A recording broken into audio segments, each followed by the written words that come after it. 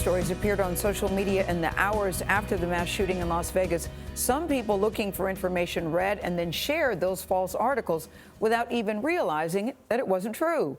Two-thirds of American adults use social media to get their news these days. Jim Axelrod is here with a fight against the misinformation. There's a lot of misinformation these days, Jim. Welcome. There certainly is. Good morning. Social media has seen a shift from a way to share personal pictures and status updates to one of the main ways people get their news. But the platforms have struggled to keep a lid on incorrect information. And as we've seen over the last 48 hours, false news takes a very real personal toll. The Danleys have been getting death threats and would like people to know that social media has spun this out of control. The daughters of Gary Danley say their father is innocent.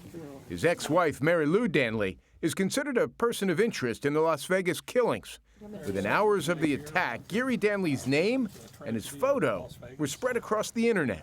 Some Facebook users saw the Las Vegas crisis response page with a link to this Gateway Pundit article, incorrectly identifying Gary Danley as the shooter, calling him a Democrat who associated with the anti-Trump army.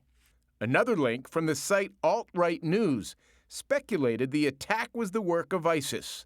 They later apologized for the mistake. In a statement to CBS News, Facebook said its Vegas false news issue has been fixed. Quote, "We know people want to see accurate information on Facebook, and so do we.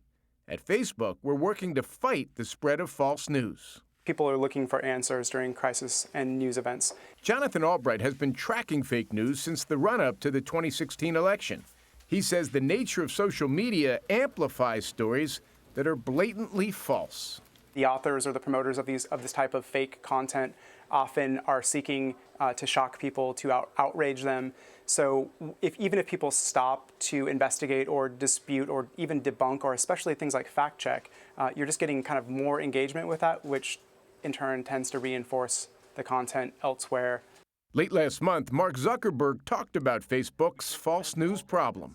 I wish I could tell you that we're going to be able to stop all interference, but that just wouldn't be realistic. On Monday, Facebook handed over to Congress 3,000 advertisements purchased as part of a Russian-linked influence operation. Congress is investigating whether those ads, seen by about 10 million people, interfered with the 2016 election. Congressman Adam Schiff is the top Democrat on the House Intelligence Committee. The American people really need to see these ads. They need to see just how cynical these ads are. They need to see how the Russians sought to divide us, to turn American against American. Congressman Schiff says Silicon Valley needs to prove its technology protects the public from misinformation. These algorithms can be manipulated, these searches can be manipulated so that we're seeing what people want us to see rather than the true facts, and that's very destructive to our society.